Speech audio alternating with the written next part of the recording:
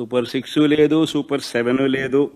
మా ప్రభుత్వం అమలు చేస్తూ ఉన్న, గతంలో అమలు చేస్తూ ఉన్న పథకాలు పిల్లల చదువులకు అవసరమైన పిల్లల చదువులను ప్రోత్సహిస్తూ, ఆ తల్లులను ప్రోత్సహిస్తూ, ఆ పిల్లల చదువుల కోసం, ఆ తల్లుల కోసం ఇస్తా ఉన్న అమ్మఒడి, పాయే, రైతన్నలకు తోడుగా నిలబడే రైతు భరోసా పథకం, పాయే, వసతి దీవెన, పాయే, విద్యా దీవెన అరకొర, చేయూత లేదు, ఆసరా లేదు, సున్నా వడ్డీ, ఆరోగ్యశ్రీ పూర్తిగా కూడా యగనామమే, వాహనమిత్ర, నేతన్న నేస్తం, మత్స్యకార భరోసా, కాపు నేస్తం, ఈబీసీ నేస్తం, చేదోడు, తోడు, లానేస్తం, అన్నీ గతంలో